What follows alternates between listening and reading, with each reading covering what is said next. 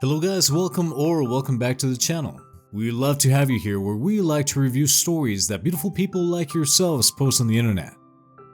We got 3 stories for you today. Story 1. Am I the a-hole for not wanting my parents to be involved in my ex's new family? Am I the a-hole?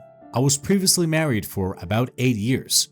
While we were married, my parents seemed to never like my spouse, and more than once I had to ask them to stop saying unkind things to her.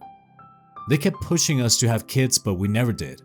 Eventually, we had some marital issues, and to be clear, I am not blaming her for these issues. It was both of us, and we were on a trial separation while in counseling. And at the time, the agreement was that we were not seeing other people.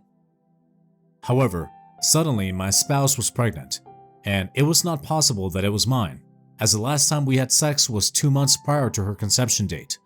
That was the end of the marriage, and I filed for divorce 2 days after I found out. My parents, knowing fully that this was not my child and the conception was my spouse cheating on me, however, then chose to support my ex through her pregnancy. They chose to play my grandparent to my ex's kid. When I told them that it was an issue for me, that they were so involved in her life, still their solution was to lie, poorly, and now just not to talk about it. I found out secondhand that not only did they go to her wedding, to the guy she cheated with, but that my father gave her away at that wedding. They now also play grandparent to her 2 additional kids with a new hubby. They go on vacations with her and her family. This has been going on for 10 years, and I feel like I lost my parents in my divorce. I can't talk to my parents because they will just lie to me, like they do about seeing my ex. I found out, again secondhand, that my ex and her family are staying with my parents and are there with them today for Christmas, which explains why I wasn't invited when all of my siblings were. My parents have said that they feel like I'm being ridiculous and that it's their Christian duty to look out for my child, which they say is mine because we were married when she got pregnant, even if I feel like abandoning the kid is okay. They blame me for the family never being able to be together since I won't attend family events that she's going to, which more and more is all to them. Everyone in my family has pretty much treated me as a persona non grata for quote-unquote abandoning the family. Am I the a-hole here? Am I the one destroying the family? Should I just play uncle to my ex's kids that I want nothing to do with? Not the a-hole. Your parents are sickening. You should go no contact with them since they are clearly trying to make you feel ashamed of yourself, despite you having a former partner who committed adultery. Additionally, tell all your family members and your parents that the Bible clearly states that God will surely judge people who do immoral acts and those who commit adultery. Also, P, do the rest of your family members know about the child not being yours? I wish you a Merry Christmas and good health for the new year. I also wish you to keep on living your life without being restricted by disgusting people. So not the a-hole, your parents are. How big is your family? The ones that support this and get mad at you for breaking up the family. Does everyone realize that this isn't your kid and that this woman cheated on you? Reply. 2 parents and 4 siblings, all but 1 older. They all treat me like I'm the one who's wrong here and that I'm the one breaking up the family. The sibling who let it slip that everyone, including my ex, is there today, but me was like, well, if you didn't cause so much drama, you could be here. It's why I posted this. I felt like it was my fault I wasn't with them on Christmas. Clearly not the a-hole. I felt so mad reading this. I saw that in one of your replies that you said you felt you were in the wrong because of this. You definitely aren't. This whole thing between your parents and your ex's family is just straight up weird. Info. Did your ex ever tell your parents that you're not the father of the child? You mentioned in your story that your parents are ashamed that you abandoned your child, even though the kid isn't yours. Does she think it's yours too or something? I'm sort of lost. Last year for Christmas, my parents invited my 4 adult siblings and their families, and my ex and her new family to Christmas at their house. Since I had made it clear that I don't want to spend time with my ex and her new family, I was seen as causing a problem, so they just didn't tell me about it. One of my siblings let it slip accidentally on Christmas Eve that they were all there without me, making it clear everyone felt it was my fault I could be invited. It was devastating to feel like I was being excluded from my own family yet again, to be lied to yet again. Much to my shock on the original post, I was judged, not the a-hole, and it made me see so much of my entire life's interactions with my family differently. Follow-up. As suggested, I started going low contact. Essentially, I just stopped trying to maintain the contact with them and let them do all the work there. So low contact has been, in essence, no contact, which has both sucked and been healthier for me. I don't even know what they're doing for Christmas this year, which is actually easier than knowing that they're doing something and choosing to exclude me. I did print out some of the posts from last year and show them to my therapist as suggested. He berated me for listening to people on the internet and cutting off a quote-unquote vital part of my support system. After 2 months of weekly appointments, listening to him talk about ways to fix the relationship and apologize to my family and make amends with them, I just stopped making appointments with him. That was in March. After stopping contact with my family and therapist, I found I had a really hard time, super anxious and second-guessing every interaction, even being around my friends, so I've kind of stopped seeing them either. I had a good work-from-home job, so I just started working all the time. It was good for my career, and I got a major promotion in Q3. It was a large enough promo that I don't stress about money anymore, which was a constant stress before. So, spending my energy somewhere other than on my family has been life-changing.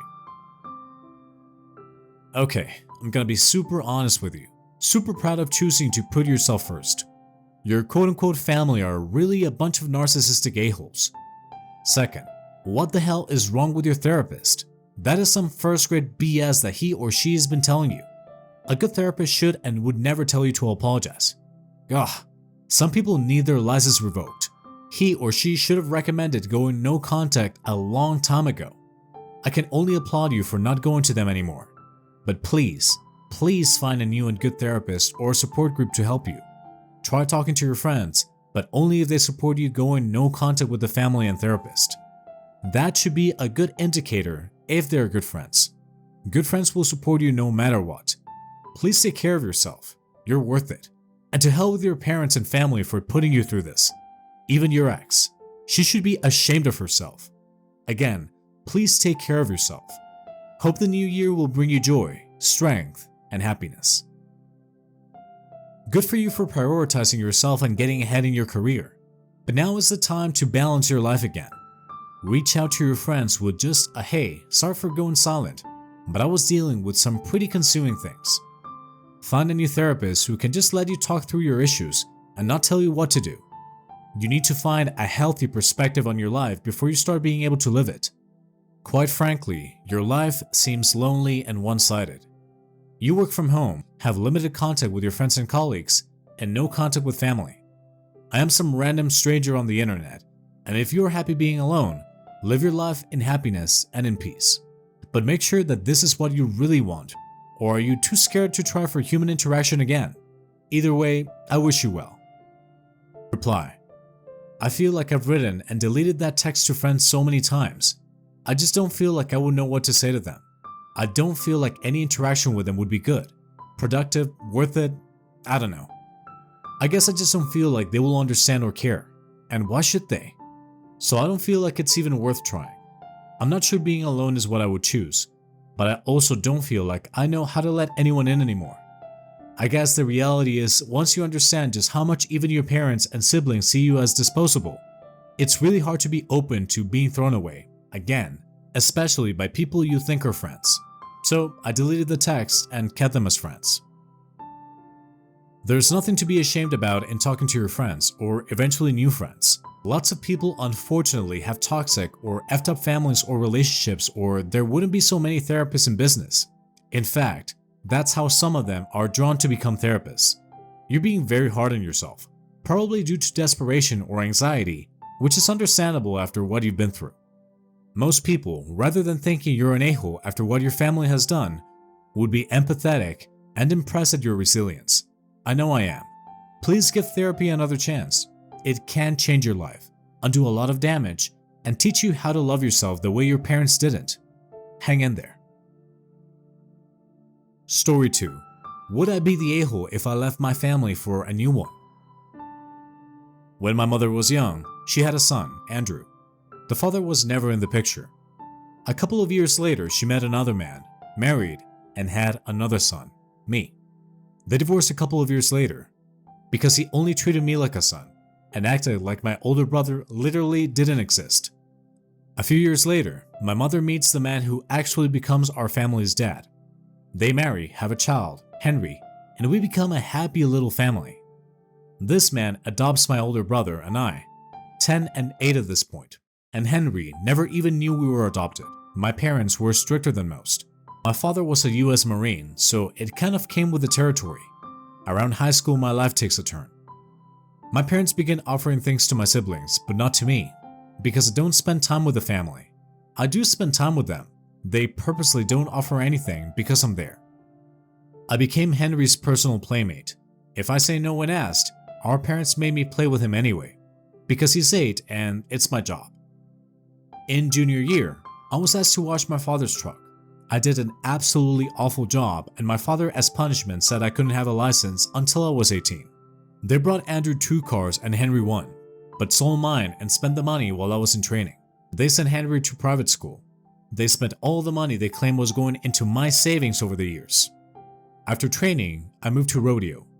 Our childhood friends and extremely close friends' family, the Aarons, lived there and took me in as if I was their own blood. I was struggling to deal with other humans in the workplace as an adult. As a kid, you could just ignore other people, but my mother and father never prepared me for when I couldn't, and the parents of the Aarons provided me advice whenever I asked, and sometimes when I didn't, to help me deal with the adjustment. They showed me how to properly deal with conflict and disagreement, how to do finances, how to showcase my natural strengths in the workplace, showed me affection, something that I thought I had as a child, but in hindsight, definitely didn't have enough after reaching my teens. I've been with the Aarons for almost 6 years now. The way they treated their kids was absolutely mind-blowing to me. The kids joke around with their parents, and they do things together as a family. The Aaron children and I introduce each other as family. When someone asks, "Really?" my now siblings always respond so naturally, it's as if I've always been here. I live with them. I celebrate holidays and birthdays with them. I fight with them, but at least now I know how to make peace with them too. This has only driven a deeper wedge between my mother and I. My father didn't hurt me purposely, but never stopped my mother. My brothers, while not perpetrators, were benefactors. Would I be the a-hole if I walked away entirely and completely embraced my place as an Aaron? Not the a-hole. Just because they didn't understand your passions didn't mean they could just shut you out. I loved comic books and their cartoons when I was a kid, but as I grew up, I grew out of them. Our daughter is not only an enthusiast, she's an artist for the indie comic, is writing and designing her own comic, and has a passion project in a graphic novel that she's been dreaming about since she was 13. She is so knowledgeable about an industry that I had completely forgotten about, that we can have hours-long conversations about it. I may not always understand what she's talking about, so I ask. My younger daughter loves training dogs and spiritualism. She's done amazing training her pup, who was locked in his crate for the first few months of his life. My son is 13 and is so into Pokemon, he bought a Pokemon cookbook last week. We're planning on trying some of them out soon. I spend equal time with them, learning about their loves and their dreams and their fears. That is what the Aarons have offered you. That's what they've given you freely, so take it with both hands and don't let it go. They gave you their heart, so give yours back. Not the a-hole. I was taken under by my husband's family when we were teens. Like you, they pretty much taught me how to be a self-sufficient, independent adult. I truly owe them my life. I didn't have good parents, but I was lucky to find a good family. I consider them my family. You can also choose your own family. I feel like there's so much to unpack here. Like, why did they isolate you? But you don't owe anyone anything just because of blood. You can choose your place, and if it's with your friend's family, then that is what family is. You would not be the a-hole. Thanks for your comments, everyone. I appreciate the support. If I could get your guys' judgment on something else, I plan to legally change my name to Aaron, and I'm kind of getting proposal vibes from the idea of it. I kind of want to surprise them, but I also don't want to be the a-hole who does something as a surprise when he should have asked permission. Should I ask them first, or is surprising them kosher? If it helps my case, this past year for Christmas, Mom and Dad, the Aarons obviously, got me a watch that says, "World's Best Son." Surprise them with asking if they would let you join the family officially by changing your name. Have all the paperwork and everything ready to show them, but don't actually officially do it until you've brought it up with them. As you've described them, I think there will be an excess of positive emotions and reaction to it, and you totally avoid any possible weirdness that just doing it may cause. I say you should talk to the Aaron siblings first, like, hey, I've been kinda wanting to do this for a long time, and I love you guys so much, and then from there go about the proposal to the parents. I'm excited for you, and I hope you come back with an update on how everything turned out. I received a couple of messages asking for an update on my life after my first post, but an update would have been incomplete at that point. It also took me another good month to work up the courage to decide to ask the Aarons. Even after being told it would be morally wrong to do so, the irrational fear of rejection still weighed on me. I asked the Aarons early to mid-May for their permission to change my name. They were excited and happy to take me in, officially, but noted they were not looking forward to the drama it would cause with my biological mother. I legally changed my name to Aaron in late May, and spent the following 2.5 weeks changing it across all of my IDs and wherever the government or my work would need me to update it. That is all complete, and I am now 100% an Aaron, legally. My biological mother found out mid-June, after I'd finished changing all my social media accounts to match my new name.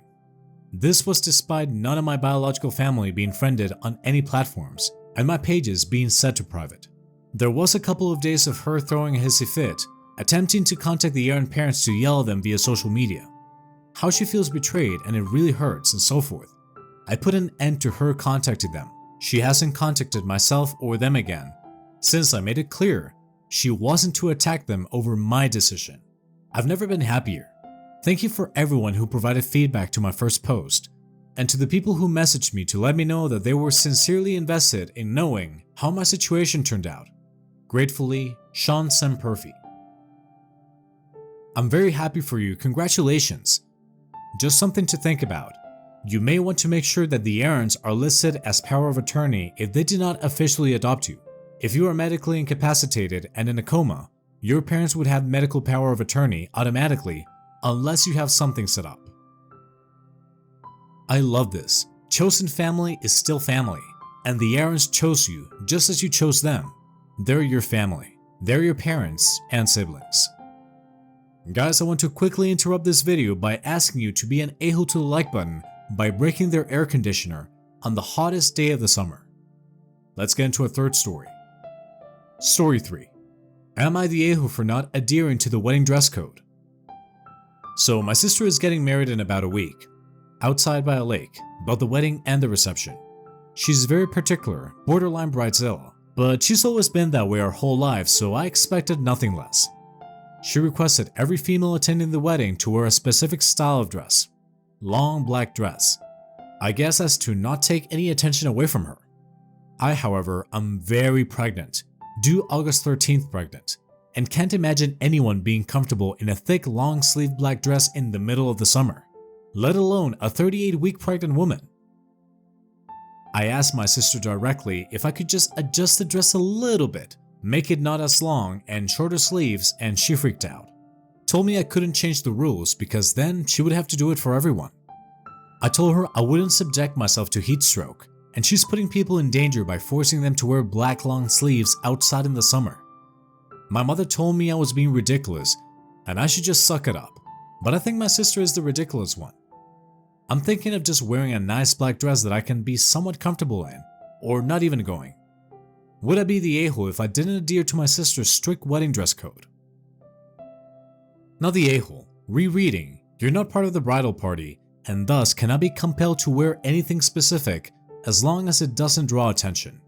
This is the rule of American wedding etiquette. Don't blame me. I didn't make the rules, and outside my closest friends and family, I didn't attend weddings. Can you wear something in that style that plays fast and loose with the rules? To be honest, she sounds like a monster, and I would just wear an abaya or a burqa to teach her a lesson about policing women's attire. Maybe at the wedding, probably a few times before so she gets the hint. Now the a-hole, I would recommend not attending if there's no way to be dressed reasonably and be within her dress code, which sounds crazy. Your health and your baby's health trumps familial obligation. I would suggest telling her ahead of time and letting her make the final call, so the drama is on her, not you. I cannot wear a dress like that in August without overheating and endangering my baby. Would you prefer if I wear a different dress or not attend your wedding? I'll do whichever you prefer. Let Bridezilla make her own bed and lie in it. Not the a-hole. Do not risk heat stroke mere days before your due date. Your mother realizes other women are not coming to the wedding in that dress, right? Wedding guests are not showing up to a midday outdoor wedding in the beginning of August in winter funeral outfits. If you want to alleviate your consciousness, casually call other women attending the wedding. I bet only the greatest pushovers got the dress.